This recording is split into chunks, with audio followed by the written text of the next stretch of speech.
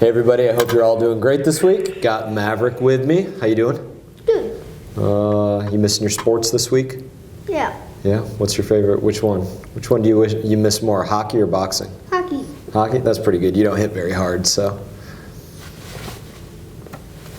I told you that I think there's a fly in here or something buzzing around. All right. You want to say hi to anybody? Hi. Yeah. Thanks for the punch. Go on, go sit down. All right, so I got Maverick with me, which is always an adventure. It's always great to have him with me. But I want to talk for a minute about a little bit that's going on in this world, what's going on up here in Washington, D.C.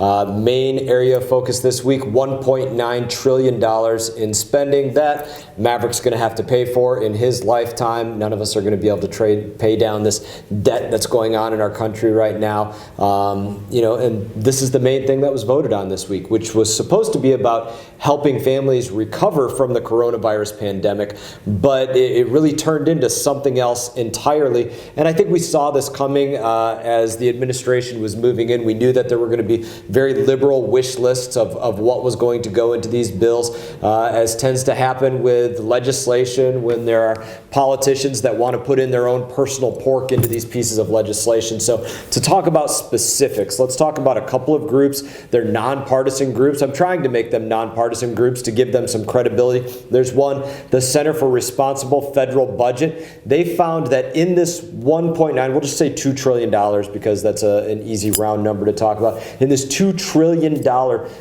relief bill, quote, relief bill, less than 1% of that bill will actually go towards vaccine development and vaccine distribution, less than 1%. Just 5% is focused on public health needs. That's obviously a pretty minimal number. By contrast, 15% of the proposed package, about $300 billion, is going to go towards these long-standing, really they're Democrat policies that they're not directly related to the crisis, according to that group and according to common sense for most people. President Biden, he asked his critics of this legislation, I'm one of the critics of this legislation, what would you have me cut out of this? Well, I can give a list of things, Mr. President, of what we would see cut out of this legislation. Let's start with the $219 billion that's allocated to the state fiscal recovery funds.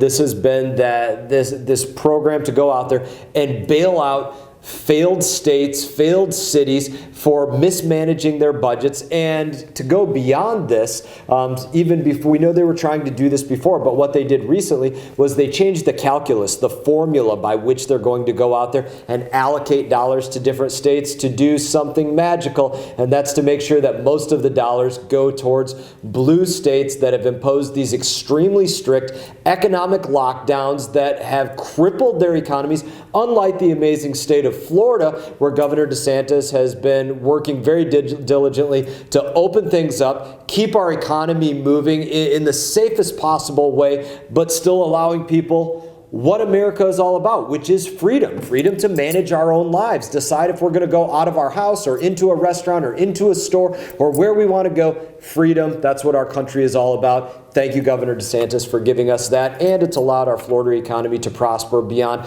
a lot of these states that have now changed this formula to make sure that they get all of these dollars. Like I said, Florida not expected to get many. Then there's the $12 billion in foreign aid spending that's going to send your taxpayer dollars overseas. So if you woke up this morning, at 5 o'clock in the morning, you went off to work, or as you're watching this, you're on your way home from third shift or something like that, and you think about how is this bill going to help me? $2 trillion really divided up over, all of the Americans, men, women, and children across this country. You could probably cut a check to every single one of them for about $8,000 a person, but in reality, there's not going to be that. Why? Because a lot of these dollars are going to other places, like to people overseas. That's something that could be cut. We could also cut roughly $112 million from a train that's in San Francisco, another $1.5 million that's allocated for a bridge that connects New York with Ontario, Canada. Then, I think we can look at these things and say it's not terribly provocative to think of why this occurs, right? Speaker Pelosi from California, so it makes sense that she's going to fund her train.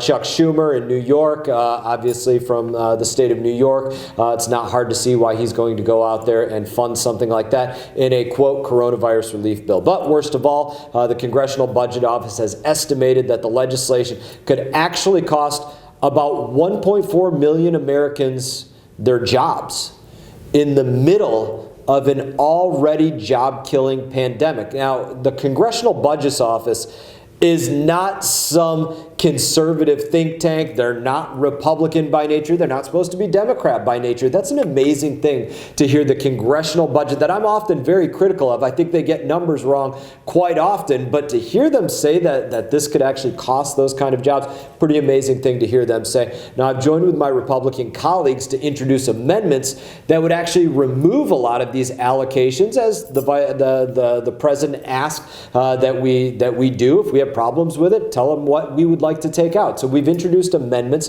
to say, let's get rid of some of these things that have nothing to do with defeating the coronavirus pandemic. And we've offered these to Democrats in the House of Representatives, but not surprisingly, they have refused to allow any of them for any kind of consideration. Then there's this. $820 million for Amtrak for the activities associated with the Northeast Corridor. Another $679 million for Amtrak and their activities associated with their national network. And then there's about $1.5 billion that we could say that we could otherwise send, instead of to Amtrak, to the coronavirus fight.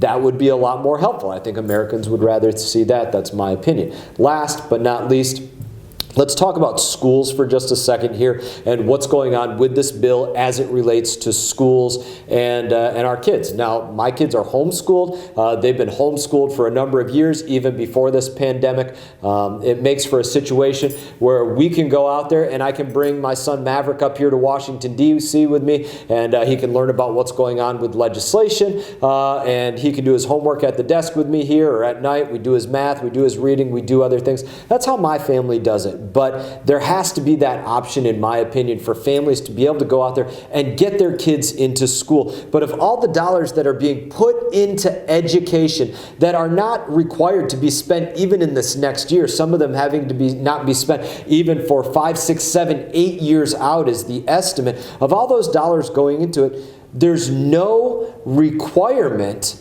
that states actually reopen their schools even after being given dollars to help them get to the point that they can, as they are determining themselves, getting what they need to reopen schools. There's no requirement for them to reopen these schools. That's another major problem with this piece of legislation. So there's a lot of problems. The list could go on and on and on.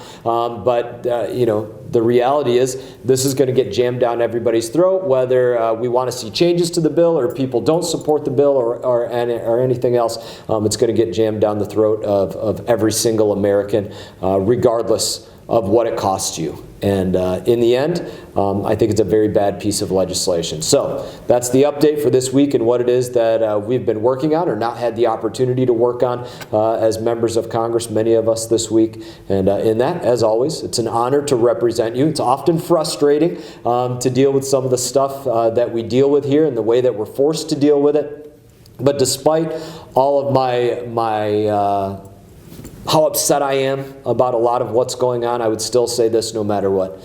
There's no other country that I'd rather be a part of. There's no other capital that I'd rather be in. No other government that I'd ever rather be a part of than that of ours right here in the United States of America. There's still no better place in this world. And I will go to my grave someday absolutely believing that. In that, I wish you all the best. You all take care.